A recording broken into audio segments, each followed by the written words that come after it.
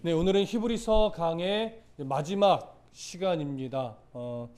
44주에 걸쳐서 우리가 44번의 히브리서 강의를 해왔는데요. 드디어 오늘이 이제 마지막 시간이 되겠습니다. 거의 1년 가까이 우리 히브리서 말씀을 함께 해주셔서 감사합니다.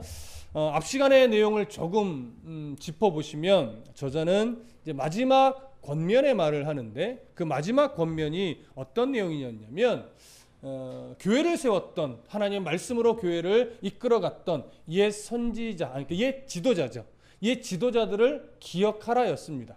근데 어떤 기억이냐면 그들이 교회를 세우며 가르쳤던 하나님의 말씀을 기억하라는 것이었고, 그들이 가르친 말씀을 부여잡고 어떻게 삶을 살아가며 어떻게 믿음으로 인내했으며 어떻게 믿음의 경주를 완주하고 하나님 나라 갔는지 그 모습을 기억하고 그들을 본받으라라고 하는 것이었죠. 그들의 그냥 모든 것을 맹목적으로 본받으라는 것이 아니라 그들이 가르쳤던 하나님의 말씀을 본받으라는 것이고, 그들이 하나님의 말씀을 붙잡고 살아낸 흔적들을 본받으라고 하는 것이었습니다. 그러면서 그 본을 받아서 예수 그리스도 외에 다른 교훈들에 절대 마음을 빼앗겨서는 안 된다, 다른 교훈들에 끌리지 말아라 하는 교훈을 주었습니다. 그러면서 이제 우리에게 이미 소유된 그 영원한 하나님 나라의 도성, 그 도성이 이 땅이 없고 하나님 나라에 있는 것인 줄 믿음으로 확신하고 찬송의 예배를, 찬송의 제사를 날마다 하나님 앞에 드려야 한다라고 하는 권면이 또 강조되었습니다. 그러면서 마지막으로 강조된 것이 뭐냐면 이제는 현재 말씀으로 이끌어가고 있는 지도자들, 그들에게 순종하고 복종하라는 것이었죠. 왜냐하면 그들이 현재 하나님의 말씀을 바르게 가르치기 위해 애쓰고 있고 그들 또한 그 말씀을 붙잡고 믿음의 삶을 잘 살아내고 있기 때문에 바로 그들의 지도를 받아 그들이 가르친 하나님의 말씀에 순종하고 그들이 가르친 하나님의 말씀에 복종하는 삶을 살자. 이것이 마지막 권면의 내용이었습니다. 오늘은 이제 권면의 말씀을 다 마치고 나서 수신자들에게 마지막으로 저자가 기도를 부탁하면서 축복하고 하나님을 높이면서 마지막 인사를 하는, 그러면서 서신이 마무리되는 그런 내용이 되겠습니다. 자, 먼저 18절과 19절을 함께 읽겠습니다. 시작. 우리를 위하여 기도하라. 우리가 모든 일에 선하게 행하려 함으로 우리에게 선한 양심이 있는 줄을 확신하노니 내가 더 속히 너희에게 돌아가기 위하여 너희가 기도하기를 더욱 원하노라. 아멘. 자, 저자는 수신자들에게 궁극적으로 뭘 요청하냐면 우리를 위해서 뭐 해달라? 기도해달라는 거예요. 근데 우리를 위해서 뭘 기도해달라고 하냐면 우리가 속히 너희들에게 갈 수 있도록 기도해달라고 하는 것이죠. 그럼 여기서 말하는 우리는 누구일까요? 바로 저자와 또 저자와 함께 동역하고 있는 동역자들. 근데 그 동역자들은 아마도 수신자들이 어느 정도는 다 알고 있는 사람들일 겁니다. 그래서 뭐라고 표현해요? 우리를 위해 기도해달라고 하는 것이죠. 자, 그러면서 그 기도해달라는 말 다음에 무슨 표현을 하냐면 우리가 모든 일에 선하게 행하려 함으로 우리에게 선한 양심이 있는 줄을 확신한다, 이렇게 말합니다. 자, 선하게 행하려 한다라고 하는 것, 그리고 선한 양심을 가지고 있다라고 하는 것, 이것이 무슨 의미인지를 조금 이해하실 필요가 있는데, 우선 뒤에 나와 있는 우리에게 선한 양심이 있는 줄 우리가 확신한다, 이 말은요 쉽게 이야기하면 이런 겁니다.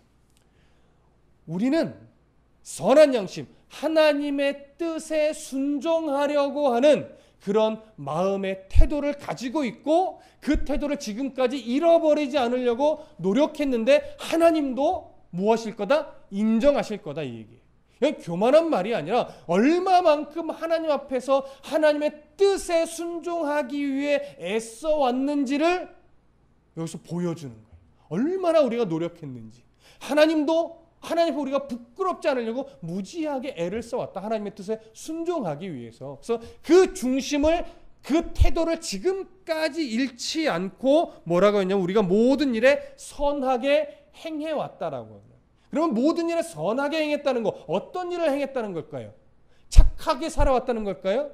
그렇지 않죠. 하나님의 뜻에 순종하는 그 일, 그 사명을 내가 감수하기 위해서 하나님의 뜻에 순종하려는 마음의 태도를 잃지 않고 그 기준을 가지고 지금도 열심히 삶을 살아냈다라고 하는 거예요. 그러면 이들이 말하는 선한 일은 결국 무슨 일일까요? 아마도 당시의 상황으로 보면 바울처럼 여러 지방을 다니며 복음을 전하고 말씀을 전하고 교회를 세우고 이방인을 주께로 전도하는 이런 일을 말하는 걸 겁니다. 그래서 그런 일을 행하며 이 동역자들과 함께 여러 지역을 다닐 때 과연 그 여정이 편안했을까요? 그 여정이 험난하지는 않았을까요? 그 여정에 죽을 고비는 없었을까요? 그 여정 속에 감옥에 갇히는 일은 없었을까요? 그 여정에 매맞는 일은 없었을까요? 물론 편안한 순간도 있었겠죠. 물론 행복한 순간도 있었겠죠. 물론 소망이 가득하여 너무나 가슴 벅찬 상황도 있었겠죠. 그러나 그런 상황과 함께 피할 수 없는 게 고난의 시간들이죠. 그런 기쁨과 감사와 함께 피할 수 없는 게 감옥에 갇히거나 매맞거나 모욕을 당하거나 하는 일입니다. 그럼에도 불구하고 하나님이 주신 선한 양심을 잃어버리지 않고 선한 일에 애써왔던 건 뭡니까? 그것이 하나님 주신 사명이며 이것이 하나님 나라 영원한 도성을 바라보는 성도들의 마땅히 해야 될 일이며 그것이 우리에게 주어진 믿음의 경주라고 하는 것을 확고하게 믿고 있으니까 아무리 고난이 있고 아무리 모욕하는 외침들이 있고 아무리 감옥에 갇히기도 하고 매맞는 일도 있겠지만 이 여정을 이 일을 이 선한 일을 행하는 것을 멈출 수가 있어요 없어요? 없었다라고 하는 거예요. 이렇게 우리가 애써서 주신 사명을 바르게 감당하며 순종하고 복종하기 위해 노력해 왔기 때문에 이제는 어떻게 하고 싶다는 거예요? 너희들에게 속히 가서 이 은혜를 나누고 싶은 거예요. 그런데 문제는 뭐냐면 지금 현재 처해진 상황이 그들에게로 수신자들에게로 즉시 갈 수 있는 상황일까요? 아닐까요? 그 즉시 갈 수 있는 상황이 아닌 거예요. 그래서 기도 부탁을 합니다. 우리가 너희들에게 속히 갈 수 있도록 기도해달라. 그러면 하나님이 현재 우리가 가지고 있는 어떤 장애물들을 하나님이 해결하셔서 너희들에게 속히 가게 하실 수 있을지 혹시 알겠느냐라고 하는 거죠. 그래서 마음이 그러하니 너희들이 기도해주면 하나님의 선하신 뜻의 인도함을 따라 우리가 어쩌면 속히 너희들에게 갈 수 있을지도 모르겠다. 그러니 우리가 선한 일을 위해 선한 양심을 가지고 애써왔던 이 모습을 기억하고 하나님께 같은 마음으로 기도해달라. 이것이 바로 오늘 우리가 읽은 18절, 19절의 말씀인 것입니다. 자, 그러면 한 가지 좀 생각해 보시죠. 이들이 수신자들에게로 그들과 함께 이 신앙을 생활하던 교회로 빨리 돌아가지 못할 만한 좀 힘든 상황은 어떤 상황일까요? 그게는 두 가지의 견해가 있습니다. 아마도 병들었을 것이다. 이런 견해가 있고 아마도 옥에 갇히는 일 때문에 지금 쉽게 갈 수 없는 상황이었을 것이다. 이렇게 말하는 견해가 있습니다. 여러분 어떤 게 조금 더 이 상황과 어울릴까요? 병들었다기보다는 아마도 옥에 갇히는 여러 상황들이 일어나서 지금 쉽게 이 자리를 떠날 수 없었을 겁니다. 동시에 갇힐 수도 있지만 누구는 전하다가 옥에 갇혔고 누구는 매맞고 누구는 또 병들었을 수도 있겠지만 이런 여러 상황이 복잡하게 엮여 있다 보니까 아직 해결되지 못한 어떤 일들로 인해서 교회로 돌아가지 못하고 있는 것이지요. 우리가 그렇게 볼 수 있는 근거가 어디 있냐면 잠시 23절을 보십시오. 오늘 본문 23절 함께 읽어보겠습니다. 시작. 우리 형제 디모데가 놓인 것을 너희가 알라. 그가 속히 오면 내가 그와 함께 가서 너희를 보리라. 자, 여기 보니까 오늘 저자 히브리서 저자의 동역자로 누구의 이름이 거론됩니까?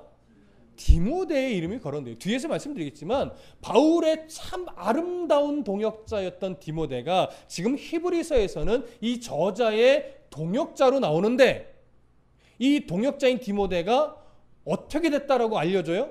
옥에서 풀려난 것을 너희가 알라 이렇게 해야죠. 그러니까 지금 디모데는 이 수신자들도 익히 알고 있는 이름인 거예요. 근데 얼마 전에 디모데가 감옥에 갇혔다라고 하는 소식이 전달되었던 것 같아요. 그러니까 그들이 걱정하고 있을까봐 무슨 말을 전하냐면 우리 형제 디모데가 놓인 것을 너희들이 알라 이거죠. 그러니까 놓였다는 건 뭡니까? 이제 곧 디모데와 내가 만나게 될 텐데 그 디모데가 빨리 오면 너희들에게 빨리 갈 수 있을 것 같다. 그런데 디모데가 늦게 오면 좀 늦어질 수도 있을 것 같다. 이 얘기잖아요. 그래서 감옥에 갇힌 상황이 지금 아마도 이 저자도 감옥에 갇혔었을 것 같아요. 그런데 지금은 갇혀 있지 않은 것 같아요. 이 저자는 풀려났는데 아직 누구는 늦게 풀려난 거예요. 디모데는 늦게 풀려난 거예요. 그래서 아직 이 저자와 만나질 못한 거죠. 그래서 만나게 되면 너희들에게 속히 갖게 이 얘기를 하는 거예요. 그래서 아마 이 저자도 한동안 감옥에 갇혀 있었고 이런 사정으로 인해서 아직은 수신자들에게 가기 어려운 상황이었을 것이다. 우리가 정리를 좀 하게 되는 겁니다. 그래서 이런 상황들이 속히 정리되고 갈 수 있도록 기도를 부탁하는 겁니다. 자, 그 다음에 이어서 어떤 말씀을 하는가? 20절, 21절을 함께 읽겠습니다. 시작.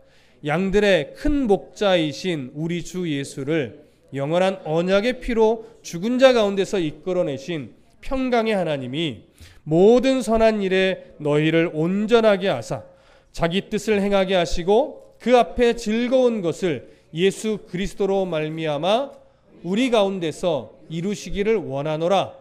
영광이 그에게 세세 무궁토록 있을지어다. 아멘. 자, 20절, 21절에서는 저자가 궁극적으로 하고 싶은 이야기는 뭐냐면 21절이에요. 모든 일에서 너희를 온전하게 하사, 모든 선한 일에 너희를 온전하게 하사 자기 뜻을 행하게 하시고, 하나님이 이 수신자들의 신앙적 마음을 온전하게 하셔서 하나님의 뜻을 행할 수 있도록 하나님 도와달라는 거죠. 그리고 동일한 의미로 그 앞에 하나님 앞에 즐거운 것, 하나님 앞에 즐거우신 것은 뭐겠어요? 앞에서 말한 모든 선한 일이죠. 하나님의 뜻을 행하는 것과 아마 동일한 의미일 겁니다. 바로 그 하나님 앞에 즐거운 것을 예수 그리스도로 말미암아 우리 가운데서 이루기를 원한다라고 하는 거죠. 하나님, 저 수신자들을 그렇게 도와주세요. 하나님이 기뻐하시는 뜻을 그들이 온전하게 이룰 수 있도록 하나님 저들을 도와주세요 라고 하나님 앞에 저들을 맡기며 간구하는 거죠. 근데 이 간구를 하기 전에 20절을 좀 이해하실 필요가 있어요. 왜 이런 기도를 하나님 앞에 드릴 수 있느냐, 이런 간구를 20절 이렇게 말합니다. 양들의 큰 목자이신 우리 주 예수를 영원한 언약의 피로 죽은 자 가운데서 이끌어내신 평강의 하나님이, 그러니까 그 하나님께, 평강의 하나님께 지금 이런 간구를 하는 거예요. 수신자들을 위한 간구를. 그럼 여기서 말하는 평강의 하나님이다 라고 하는 부분이 어떤 의미냐면 평강을 주시는 하나님이라는 거예요. 여기서 말하는 평강은 헬라어로는 에이레네입니다. 히브리어는 뭘까요? 히브리어로는 샬롬이죠.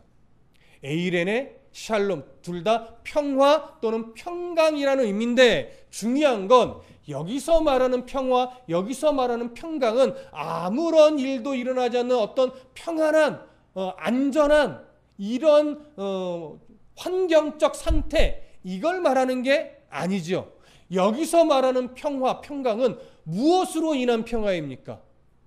하나님과 사람 사이에 막힌담이 허물어지고 어그러졌던 관계가 회복됨으로 인해서 주어지는 평강이에요. 그로 인해서 주어지는 평화라는 거 하는 것이죠. 그러면 하나님과 우리 사이에 막힌담, 어그러짐이 해결되어지고 화목되어짐으로 인해서 주어지는 평화는 얼만큼 기도하면 될까요? 몇 시간 연속으로 기도하면 될까요? 아니요, 며칠 기도하면 될까요? 율법을 얼마만큼 완벽하게 지키면 될까요? 그런 거 아니라는 거 아시죠? 사람의 종교적 열심과 사람의 애씀과 사람의 온유함으로 되어지는 게 아니라 오직 죄 없으신 하나님의 아들 예수 그리스도께서 우리 모든 사람의 죄를 끌어안고 희생 제물이 되어 대속의 죽음을 죽어 주심으로, 또 하나님이 그 죽으신 예수 그리스도를 살리심으로, 부활시키심으로 이루신 평화란 말이에요. 그로 인해서 우리에게 주어진 화목이고 우리에게 주어진 평강이라고 하는 것이죠. 그걸 우리가 놓쳐서는 안 될 겁니다. 그래서 20절에 어떤 말씀을 하냐면 양들의 큰 목자이신 우리 주 예수를 영원한 언약의 피로써 죽은 자 가운데서 이끌어내신, 이게 뭐예요? 예수님의 죽음과 하나님이 예수를 부활시키신 이 은혜를 말하는 거예요. 그래서 이끌어내신 그 평강의 하나님, 그렇죠? 바로 그 예수의 죽음으로 말미암아 우리에게 뭘 주시는 거예요? 비로소 하나님이 그 죽음을 통해서 우리에게 평강을 주시는 거예요. 바로 그 하나님의 은혜를 근거로 하여 21절 모든 선한 일에 너희를 온전하게 하사 자기 뜻을 행하게 해주시기를 기도하는데, 보십시오. 모든 선한 일에 너희를 할 때 이 너희는 누구일까요? 1차적으로는 당시 수신자인데 바로 예수 그리스도를 나의 주 나의 하나님으로 믿는 수신자죠. 모든 사람이 아니란 말이에요. 오늘날도 이 너희는 누구예요? 예수 그리스도를 나의 주 나의 하나님으로 믿고 있는 성도들, 그리스도인들을 말하는 겁니다. 바로 그 그리스도인들이 하나님의 뜻을 행할 수 있도록 하나님이 그들을 어떻게 해주세요? 온전하게 해주세요. 그럼 보십시오. 자, 이제 온전하게 해달라고 하는 말씀의 의미를 조금 깊이 이해하셔야 됩니다. 뭐가 온전하게 하는 걸까요? 하나님의 뜻에 순종할 수 있도록 우리가 온전하게 돼야 되는데 어떻게 되는 게 온전하게 되는 거예요? 말에 실수를 안 하는 게 우리가 온전하게 되는 걸까요? 늘 표정도 온유하게 지을 수 있는 것, 늘 양보할 수 있는 것, 늘 나보다 남을 더 귀하게 여길 줄 아는 태도, 이게 온전한 걸까요? 아니요. 그것은요, 온전하게 된 성도에게 나타나는 부수적인 특징일 뿐이에요. 여기서 말하는 온전이라는 것은 뭐냐면, 잘 보십시오. 하나님의 뜻, 그 뜻을 우리를 통해 이룰 때는 우리는 아무것도 안 해도 되나요? 하나님은 우리의 열심을 쓰시나요? 안 쓰시나요? 그러나 우리의 열심 때문에 하나님이 영광 받으시나요? 이 관계를 명확하게 구분하셔야 됩니다. 우리의 열심 때문에 하나님이 영광 받으시는 건 아닙니다. 우리의 열심 때문에 하나님의 뜻이 이루어지는 건 아닙니다. 하나님은 우리가 없어도 얼마든지 영광에 부족함이 없으신 분이고 우리의 애씀이 없어도 얼마든지 하나님은 자기의 뜻을 이루십니다. 이 돌을 들어서도 하나님을 찬송하게 하시는 분이 바로 하나님이에요. 그래서 하나님의 뜻을 이루고 하나님의 영광 받으실 때는요, 사실 사람이 한 명도 없어도 아무런 문제가 안 됩니다. 근데 중요한 건 그럼에도 불구하고 하나님은 우리를 사랑하셔서, 성도들을 사랑하셔서 우리를 통해 영광 받고 싶어 하시고 우리를 통해 하나님의 뜻을 이루고 싶어 하시는 거예요.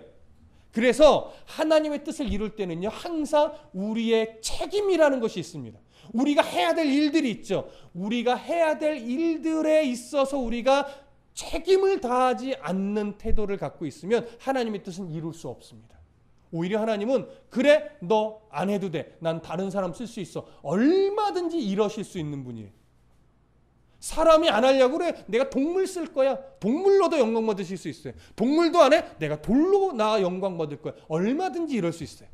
근데 하나님은 어떤 하나님이시냐면 네가 연약한 거 안다. 네가 늘 넘어지는 거 안다. 네가 늘 실수하는 것 안다. 그런데 내가 너를 기다릴 거고 내가 너를 다듬을 거고 내가 너를 훈련해서 결국 내 뜻을 이루는 자로 너를 만들고야 말 거야. 그래서 우리를 사랑함으로 때로는 인생의 매를 대고 우리를 사랑함으로 때로는 사람의 채찍을 대고 그래서 하나님만 바라보는 사람이 되게 만들고 하나님의 뜻에 순종하는 것이 얼마나 가치 있는 일이며 소중한 일인가를 비로소 인생 속에서 깨닫게 하심으로 말미암아 우리가 어떻게 되는 거예요? 순종하게 만들어 가시는 거예요.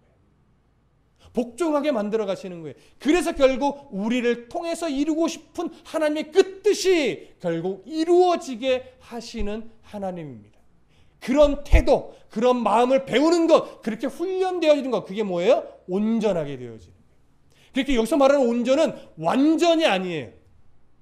그래서 온전과 완전은 다릅니다. 온전은 하나님이 다듬어 가시는 거고 우리가 훈련되어지는 것이고 그래서 조금씩 하나님의 뜻을 이루어가는 그 흔적들을 만들어가는 것, 이게 온전입니다.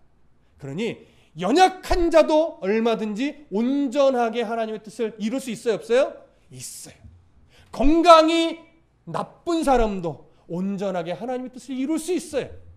지식이 부족해도 지식이 많아도, 키가 커도 작아도, 남녀노소 불문하고 명예의 높고 낮음과 상관없이 하나님은 자기 백성을 사랑하셔서 다듬고 연단시키시고 훈련시켜내셔서 결국은 하나님의 뜻을 이루는 자로 만들어 가시는 것이 우리 하나님이시고, 그 하나님께 저자가 부탁하는 거예요. 이 수신자들이 지금 하나님을 신뢰하지 못하고 유대교로 돌아가려고 하고 유대교의 제사로 돌아가려고 하는 그런 모습이 있었지만, 하나님 그들을 포기하지 마시고 온전하게 하사 훈련시키시사 다듬어 내시사 결국 하나님의 뜻을 이루는 그런 성도가, 믿음에 머물러서 경주를 완주해내는 그런 성도가 되게 하나님 은혜를 베풀어 주시옵소서. 그 얘기를 하는 거예요. 여러분, 이 부분을 보면서 사실은 부족하지만 저도 이러한 기도를 받아야 되는 사람이지만 이 부족한 자를 또 목회자로 세워놓고 보니까 저 또한 성도들, 청년들, 청소년들을 바라보면서 이런 마음이 드는 거예요. 하나님, 저 청소년들을, 저 청년들을 하나님 외면하지 마시고 저들을 사랑하시사 아끼시사 모든 하나님의 선한 일에 저들이 온전하게 되어서 하나님의 뜻을 이루는 청년들이, 이루는 청소년들이 하나님 되게 늘 함께 하시고 도와주시옵소서. 이런 마음이 저절로 드는 거죠. 저절로. 부모가 자녀를 보면 이런 마음이 안 들겠습니까? 바로 그 마음이 지금 수신자의 마음이에요. 그 마음으로 하나님께 기도하고 있는 거예요. 이해되시죠? 동일한 의미를 담아서 조금 중요한 포인트 하나를 더 짚어줍니다. 그러면 그 다음이에요. 21절 그 뒤에 보세요. 그 앞에 즐거운 것을 예수 그리스도로 말미암아 우리 가운데서 이루시기를 원하노라. 여러분 아멘이죠. 근데 보십시오. 하나님의 연단함 속에서 우리가 분명히 하나님의 뜻을 이루는 사람이 될 텐데, 잘 보십시오. 이 애씀에, 이 믿음의 신앙적 애씀에 절대 빠져서는 안 되는 게 하나 있죠. 뭡니까 그게? 예수 그리스도의 은혜 안에서 이 일들이 이루어져요. 아무리 신앙적 열심이 탁월하다 하더라도, 아무리 온유한 성품으로 교회에 유익을 끼치고 덕을 끼친다 하더라도 그의 열심과 그의 애씀과 그의 헌신이 그리스도 안에 있는 헌신이 아니라면 그 모든 애씀과 헌신과 온유함과 열심은 의미가 있을까요? 없을까요? 없어요. 그래서 이 부분이 중요한 거예요. 분명히 우리는 하나님 앞에 다듬어져야 되고 우리는 훈련받아서 선한 일에 쓰임을 받아야 됩니다. 근데 그 모든 쓰임받는 우리의 노력들이, 애씀들이 그리스도 밖에서 행해지는 일이 되지 않도록 늘 긴장하셔야 돼요. 그리스도의 은혜 안에서 모든 애씀과 열심과 헌신이 다 이루어져야 돼요. 절대 여러분 예수 그리스도의 은혜를 벗어나서 일하려고 하지 마십시오. 그래서 교회가요, 너무 일중심의 교회가 되면 안 돼요. 일중심의 교회, 일중심의 목회, 일중심의 어떠한 이 흐름에 딱 붙잡히다 보면요, 점차 그 일이 우리를 어디로 끌고 가냐면 예수 그리스도 안으로 끌고 가는 것이 아니라 예수 그리스도 밖으로 끌고 가는 위험성이 있어요, 여러분. 여러분 어떤 의미인지 이해되시죠? 그래서 일 많이 하다가 그리스도 밖으로 나가는 것보다는 차라리 일을 적게 하고 그리스도 안에 늘 머물러 있는 것이 더 중요합니다. 여러분 이거 놓치지 마십시오. 그래서 여기서 말하는 것은 하나님의 인도하심 안에서 훈련되어지고, 그래서 그 훈련되어짐이 예수 그리스도 안에서 발휘되어지는 것. 그러면 미움, 다툼, 시기, 질투가 있을 수 없는 거예요. 우리 그 안에서 나의 연약함이 더 크게 보이고, 그 안에서 나의 죄성이 더 크게 보이고, 그 안에서 나의 어리석음이 더 크게 보이기 때문에 남을 지적하고 손가락질하고 남을 도마 위에 올려놓고 칼질할 수 있는 여유가 없어요. 왜요? 그보다 내가 더 큰 죄인인 걸 아는데요. 그보다 내가 더 교만한 자인 걸 아는데요. 어찌 그를 도마 위에 올려놓고 말씀의 칼날로 재단을 할 수 있겠습니까? 못하죠. 그래서 항상 우리가 그리스도 안에서 모든 일이 되어져야 됩니다. 여러분 놓치지 마십시오. 그래서 늘 긴장하라는 건 내가 지금 그리스도 밖으로 나가버렸는가, 그리스도 안에 머물러서 이 일들을 행하고 있는가, 늘 주의 깊게 나를 살피셔야 됩니다. 그래서 이 말씀을 하는 거예요. 그 앞에 즐거운 것을, 하나님의 뜻을 이룬다라고 하는 명목으로 그리스도 밖으로 나가는 어리석은 자가 되지 마시고 하나님의 뜻을 이루기 위해 늘 그리스도 안에 머물러서 행하는 겸손하고 진실한 성도가 되어야 할 겁니다. 이 부탁을 오히려 수신자는, 저자는 누구에게 하는 거예요? 하나님께 하는 거예요. 그들이 그렇게 될 수 있도록 도와달라고.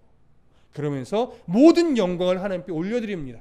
영광이 그에게 세세무궁토록 있을지어다. 아멘. 저 또한 마찬가지입니다. 제가 여러분들을 못 바꿉니다. 제가 아무리 목이 터져라 외쳐도 제가 전한 말 때문에, 제가 전했다고 해서 여러분들이 바뀌는 것 아닙니다. 제가 그저 하나님의 말씀을 바르게 증거할 때 그 말씀이 살아있어서 여러분들 심령에 박히고 그 심령이 여러분들의 골수를 쪼개며 조금씩 다듬어 하나님의 성품을 닮은 성도로 바뀌어가는 것이지, 제가 세련되게 말하면 바뀌고 제가 세련되게 말하지 못하면 안 바뀌고 이런 것 아닙니다. 그래서 저도 늘 착각에 빠지지 않으려고 노력을 하는 거예요. 나 좀 오늘 설교 좀 잘했나 봐. 막 이런 착각 있잖아요. 성도들의 눈빛이 오늘 막 빨려 들어가 막 이러면서 스스로 막 자화자찬하면서 막 나를 높이려고 하는 이런 착각에 안 빠지려고 애를 쓰는데 가끔 빠져요.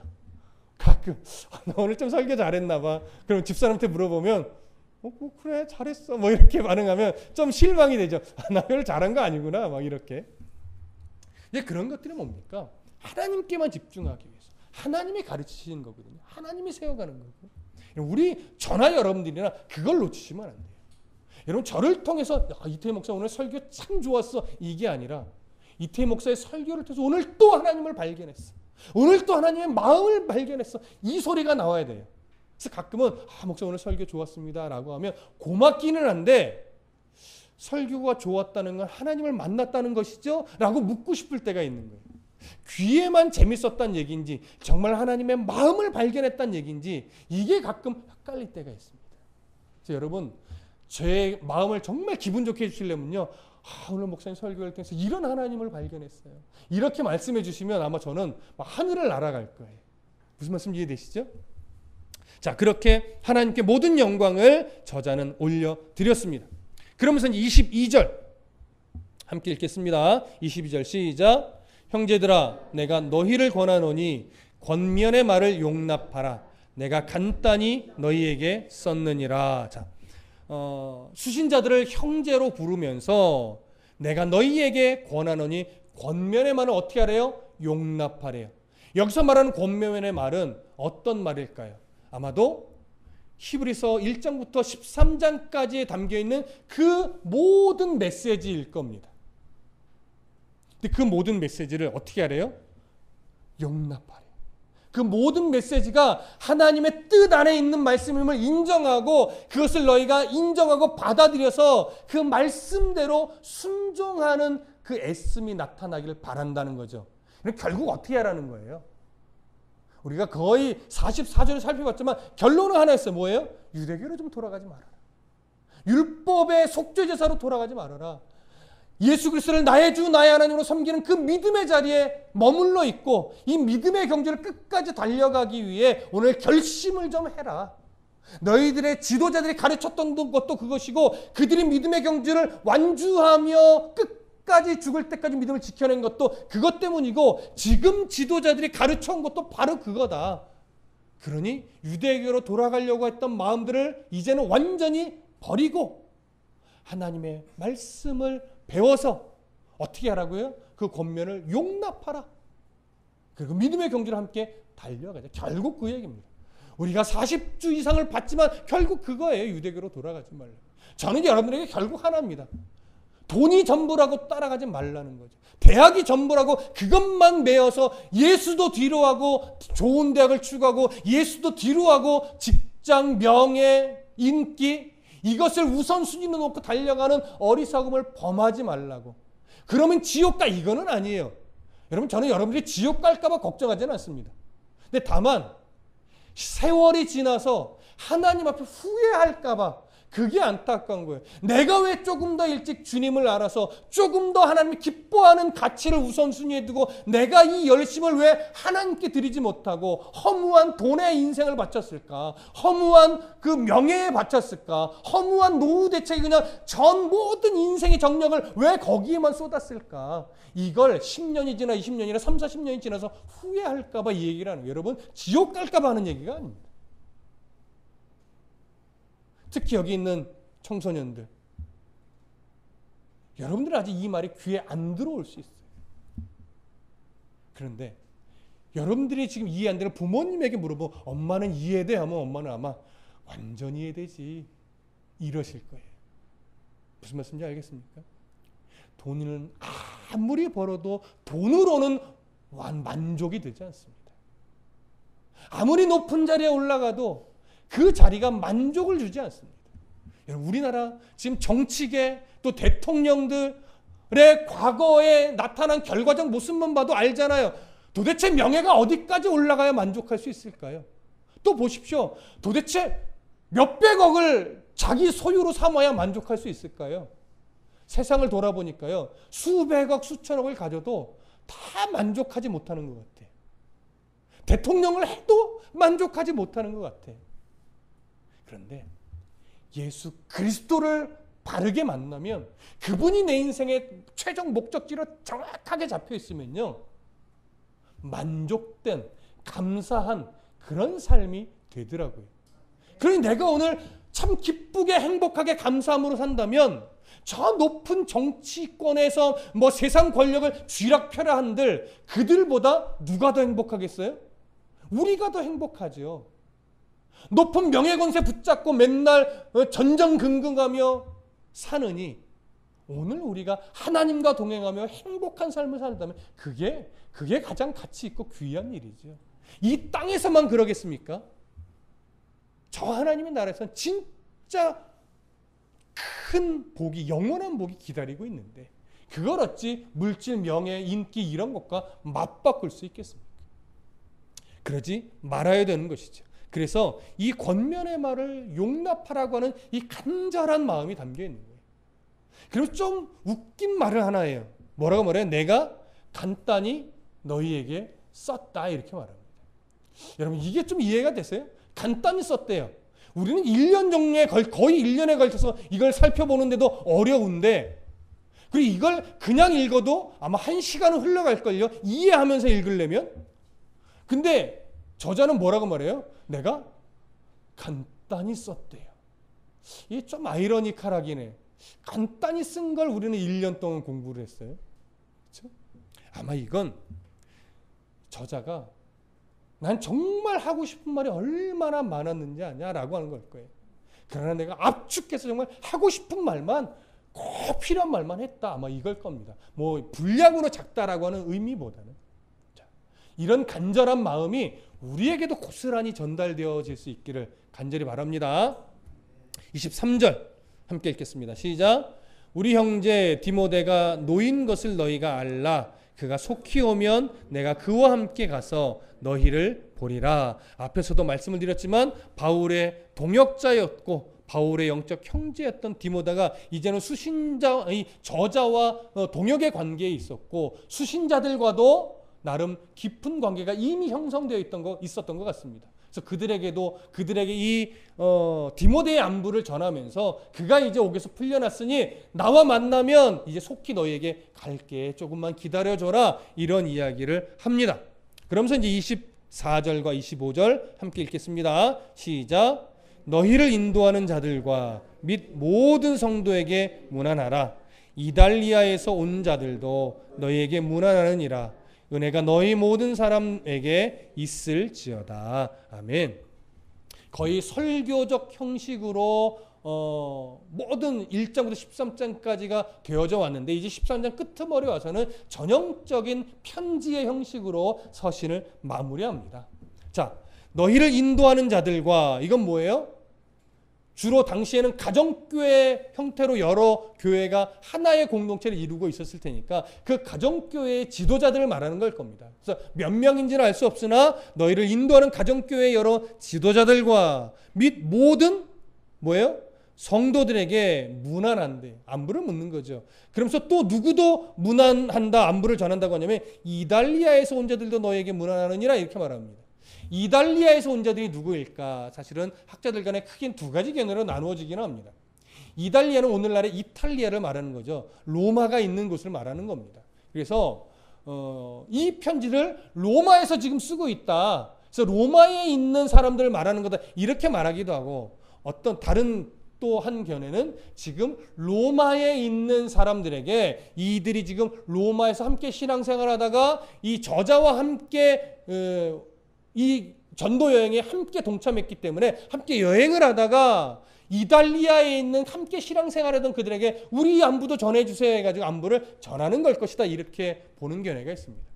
둘 중에 아마도 가장 자연스러운 건 두 번째 견해로 보여집니다. 왜냐하면 우리가 서론을 할 때 수신지가 어디일 가능성이 가장 많다고 말씀드렸냐면 이달리아의 로마에 있는 교회가 아마 수신지였을 가능성이 가장 크다고 말씀드렸습니다. 그것을 근거로 해서 볼 때는 여기서 이달리아에서 온 사람들은 뭐냐면 이탈리아에서 로마에 있는 교회에서 함께 신앙생활을 하다가 이 저자와 함께 전도여행을 떠나서 한동안 이 지체들을 못 만났던 사람들, 그들이 우리의 안부도 좀 전해주세요 해서 너희들과 함께 신앙생활하던 이달리아에서 온 자들도 안부를 묻는다, 안부를 전한다, 이렇게 이야기하는 것으로 우리가 여겨집니다. 그러면서 마지막으로 은혜가 너희 모든 사람들에게 있기를 축복한다라고 하면서 이제 서신서를 마무리합니다. 자, 내용은 이제 다 끝났습니다. 여러분, 1장부터 13장까지의 이 내용은 목회적 권면이 매우 강하게 담겨있는 서신임을 알 수 있습니다. 여러분, 다른 거 다 잊어버려도 이 1장부터 13장의 그 중심에 담겨있는 메시지 하나는 뭐냐면 수신자들에게 유대교의 그 모진 핍박 좀 견디어내자.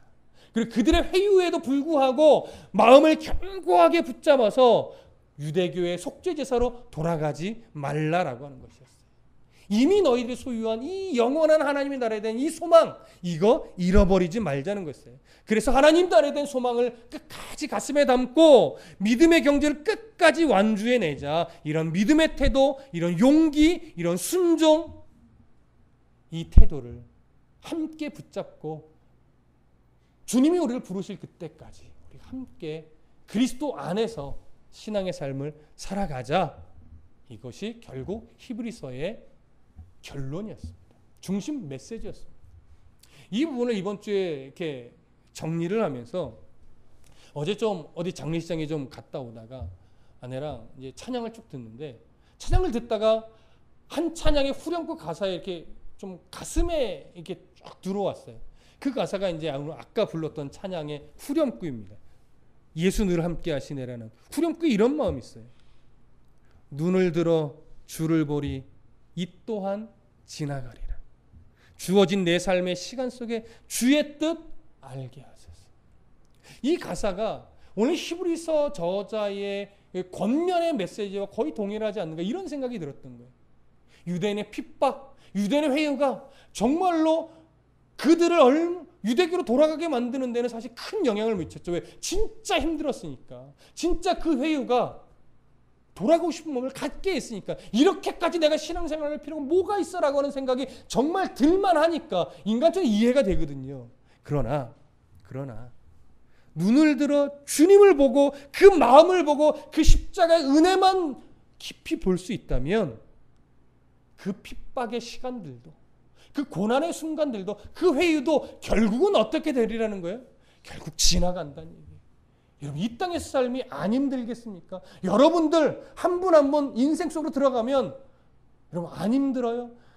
제가 목회를 하면서 성도들의 삶을 다 이제 가까이서 보다 보니까요, 어느 가정 하나 안 힘든 것이 없다라고 말할 수 있는 가정이 없는 거예요. 다 나름대로의 어려움이 있고 고난이 있고 혼란이 있고. 그런데 목회자로서 해줄 수 있는 권면은 하나더라고요. 견디셔야죠. 어떻게 하겠어요? 이 또한 지나갈 겁니다. 하나님이 우리를 그냥 두시지 않을 것을 우리가 성경을 통해서 아니까 믿음으로 견뎌냅시다. 기도할게요. 이 또한 지나갈 겁니다. 주어진 내 삶의 그 시간 속에 이 견딤을 가지고 인내하며 경주를 가다 보면 왜 그때 그런 혼란이 있었는지, 왜 그때 그런 어려움이 있었는지 주의 뜻 알게 되겠죠. 그때까지 힘들다고 포기하고, 힘들다고 주를 떠나고, 힘들다고 예배의 자리를 벗어나고, 힘들다고 그리스도 밖으로 달려가는 이런 어리석음은 범하지 말고, 힘들어도 주 안에서, 힘들어도 말씀 안에서, 고난이 많아도 기도 자리에서 그렇게 견디다 보면 우리 주의 뜻을 깨달아 알고, 그때쯤 되면 우리가 정말 감사함으로 하나님 앞에 모든 영광을 기쁨으로 올려드릴 때가 오겠지요. 라고 하는 권면밖에 사실 없더라고요. 그래서 이 찬양의 가사로 오늘 설교를 마무리할까 합니다. 제가 가사를 좀 읽어드리고 우리 함께 찬송하고 잠시 기도하고 나서 우리 오늘 예배를 마무리하도록 하겠습니다. 고단한 인생길, 자막도 좀 띄워주시고요. 고단한 인생길, 힘겨운 오늘도 예수 내 마음 아시네. 지나간 아픔도 마주할 세상도 예수 내 마음 아시네. 믿음의 눈을 들어 주를 보리. 이 또한 지나가리라. 주어진 내 삶의 시간 속에 주의 뜻 알게 하소서. 하루를 살아도 기쁨으로 가리. 예수 늘 함께 하시네. 후회도 염려도 온전히 맡기리. 예수 늘 함께 하시네. 믿음의 눈 들어 주를 보리. 이 또한 지나가리라. 주어진 내 삶의 시간 속에 주의 뜻 알게 하소서. 우리 함께 찬송합시다.